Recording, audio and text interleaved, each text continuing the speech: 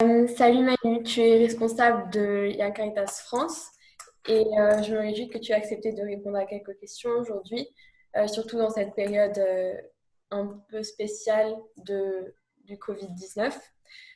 Du coup, pour commencer, comment travailles-tu ou travaillez-vous actuellement dans votre organisation en télétravail? Si oui, depuis quand? Ou bien est-ce que vous êtes de nouveau dans le bureau? Nous, on est en télétravail. Moi, je travaille au siège du Secours catholique, Caritas France.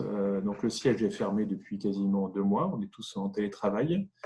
Au niveau des délégations, donc au niveau des diocèses, la plupart des collègues sont en télétravail avec une fois de temps en temps une possibilité d'aller sur le terrain pour des distributions de chèques services, de soutien alimentaire, etc. Mais la règle générale, c'est quasiment que du télétravail. Ok, merci. Euh, et quelle est l'ambiance générale au sein du pays, enfin en France? Est-ce que les gens se souhaitent... Bon, maintenant, il y a eu le déconfinement là, ce lundi qui a débuté, mais il faut quand même prendre son mal en patience, ou bien c'est... Quelle est la situation? On a le déconfinement qui a officiellement commencé ce lundi. Là, on est mercredi là, sur la vidéo. Donc, on a officiellement commencé il y a 2 jours et demi. L'ambiance est particulière. Alors, moi, je ne suis pas encore vraiment ressorti de chez moi, donc je ne peux pas trop savoir.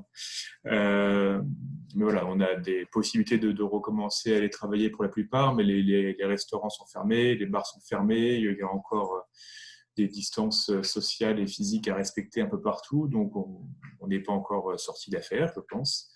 Mais il y a, à mon avis, il y a une certaine forme de décompression. Après, au niveau du travail à domicile et en télétravail, je pense que les gens commencent à fatiguer un peu. On passe beaucoup de temps en vidéo, en visioconférence, mais dans l'ensemble, ça commence à aller un peu mieux.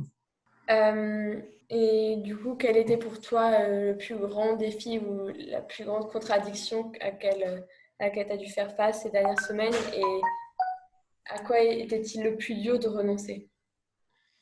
Le plus grand défi, c'est parfois de réussir à continuer à se motiver enfin voilà, faut se lever le matin et commencer à bosser sur sa table de salon, etc. Et réussir à animer des réunions. Enfin, on a fait quelques réunions à beaucoup de personnes.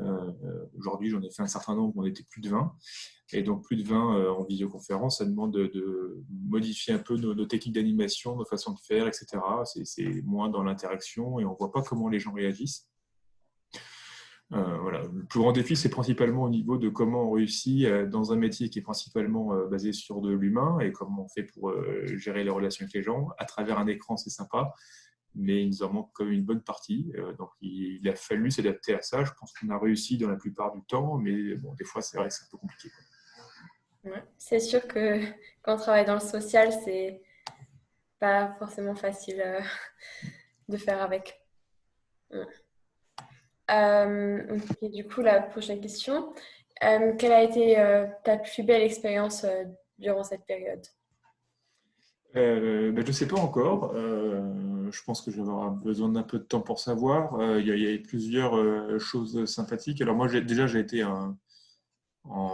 en confinement chez mes parents qui habitent à Tours, donc dans la vallée de la Loire, où il y avait un jardin. Donc ça, c'était quand même plutôt pas mal. On a pu faire du ping-pong, de la cuisine, etc.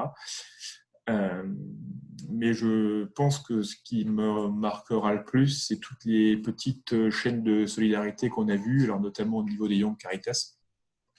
Au niveau des Young Caritas en France, il y en a un certain nombre qui vivent des situations pas toujours faciles. Et voilà, l'effort qui a été fait par chacun pour proposer des activités, garder du lien, proposer des petites vidéos où chacun raconte son confinement, etc. Et ça, c'était à la fois assez surprenant, la façon dont ça s'est fait assez vite, et à la fois très chouette. Je ne sais pas tant si c'est pas trop une expérience personnelle pour le coup, même si j'ai participé à ça, mais plutôt une bonne surprise à voir se vivre de l'extérieur.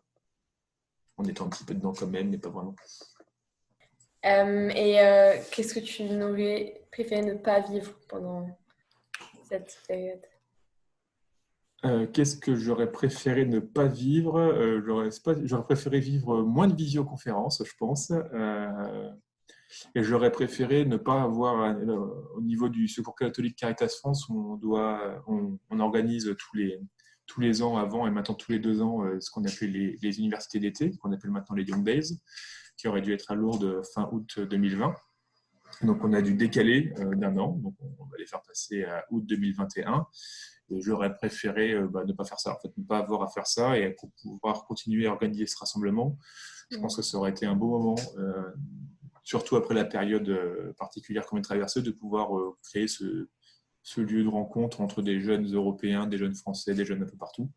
Voilà, bon, on le décale. On aurait préféré ne pas avoir le décalé, mais c'est comme ça. Ouais, c'est dur. Et quelle était la plus grande opportunité, la plus grande chance pour Young Caritas? Enfin, de quoi avez-vous pu profiter? Alors, je pense que pour les Young Caritas en France, le Secours catholique, c'est une association qui est tout à fait jeune, on va dire, comme un certain nombre de Caritas européennes, au moins dans l'Europe de l'Ouest. Et il y a une opportunité, c'est qu'en fait, on a dû, au niveau du Secours catholique, on s'est rendu compte que on avait aussi besoin, on a des bénévoles qui sont jeunes depuis très très très longtemps, on a besoin de jeunes qui sont peut-être jeunes depuis moins longtemps au niveau du secours. Donc là, c'est le moment où on se rend compte de ça, qu'il faut qu'on apprenne aussi à mieux accueillir des jeunes bénévoles, donc c'est plutôt bénéfique. Il y a un certain nombre de délégations de diocèses qui sont rentrées en contact avec des jeunes aussi. Là, le défi, c'est de savoir comment les jeunes avec qui on est rentré en contact, est-ce qu'on reste en contact avec eux, est-ce qu'ils auront encore du temps ou pas. Et aussi, moi je dis souvent que les jeunes dans une association, c'est un peu comme l'écologie dans la société. Quand c'est la crise, c'est important, il faut qu'on s'en occupe. Et puis quand c'est plus la crise, il faut qu'on repart comme avant.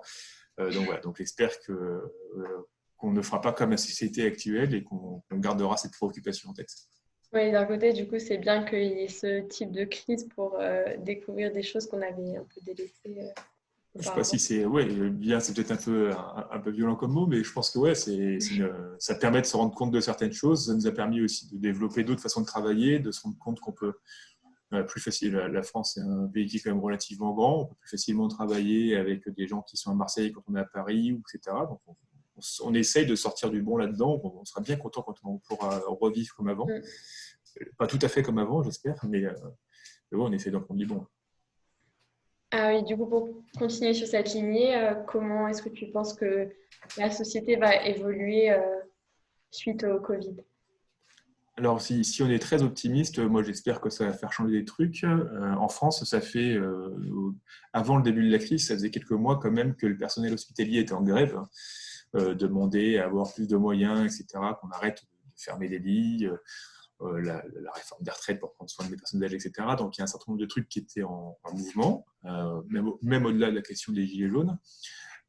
J'espère que ça va permettre de faire qu'on se rende compte qu'il y a des métiers qui sont sous-estimés en France, pour le moment ailleurs, aussi, probablement ailleurs aussi.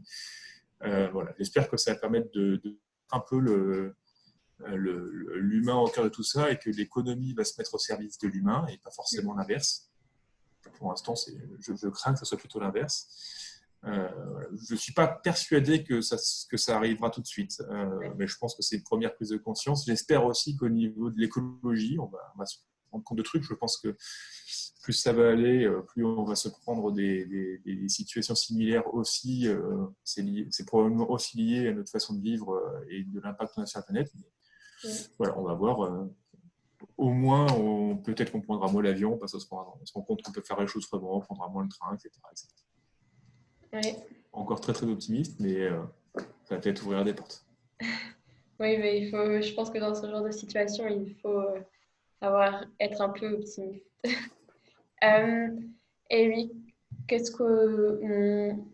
penses-tu qu'on racontera dans 10 à 20 ans sur cette année 2020, sur ce début d'année 2020? Suivant comment on l'a vécu, je pense qu'on racontera chacun personnellement où est-ce qu'on était, qu'est-ce qu'on a fait, etc. On disait avec des amis il y a peu longtemps, voilà, moi je suis d'une génération, on se souvient quasiment tous de là où on était pour la mort de Michael Jackson, qui n'est quand même pas non plus un événement extrêmement important dans la vie du monde. Donc on se souviendra de où est-ce qu'on était, de ce qu'on faisait, s'il y en a qui se sont mis à un truc particulier, à la culture, au yoga ou je ne sais pas quoi. Donc ça c'est d'un point de vue personnel. J'espère que d'un point de vue plus global, on pourra dire que c'était une prise de conscience sur des changements de façon de faire, etc. Et j'espère aussi qu'on pourra raconter comment ça nous a permis de mieux nous préparer pour les éventuelles crises suivantes. J'espère qu'il n'y en aura pas d'autres, mais ça nous aura permis d'apprendre et de dire, bah voilà, ça, maintenant on fait ça parce qu'on sait qu'en 2020, on a pris ça et ça nous a appris des trucs. Et pour continuer là-dessus, comme tu as dit, si on a découvert une nouvelle activité, ou quelque chose de nouveau, qu'est-ce que toi, tu as découvert pour toi de nouveau et que tu as des conseils à nous donner pour comment s'occuper en quarantaine? Moi, j'ai découvert en quarantaine une série francophone française qui s'appelle Engrenage, une série qui a, je pense, 10 ou 15, 10 ans, 15 ans, je ne sais pas.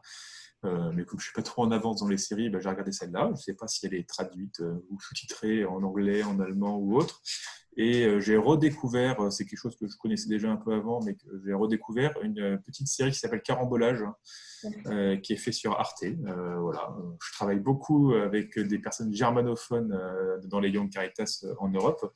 Et donc, je me suis amusé à regarder trois trucs comme ça. C'est assez marrant, c'est assez sympa. Voilà. Et sinon, je me suis racheté des livres des recettes en espérant trouver plus de recettes un peu plus végétariennes pour aussi diminuer ma consommation de viande. C'est intéressant. Voilà, moi je pense qu'on pourrait finir là-dessus, à moins qu'il y ait un aspect que j'ai oublié, que j'ai Je oublié. ne crois pas. Je pense qu'on sera tous contents de se retrouver un jour ou l'autre. A priori, du coup, pas en août 2020, mais un peu plus tard. Non, c'est sûr. Je te remercie beaucoup pour ton temps, d'avoir pris le temps de répondre à mes questions. Et j'espère que le déconfinement se passera bien en France et que vous Ouais, allez on bientôt espère aussi. pouvoir reprendre le cours des activités normales. Ouais, on espère aussi. Merci pour ton temps. Merci de l'avoir fait en français aussi. C'est rare quand ça arrive au niveau européen, donc c'est cool. Ouais. Et puis à bientôt. À bientôt. Au revoir. Salut.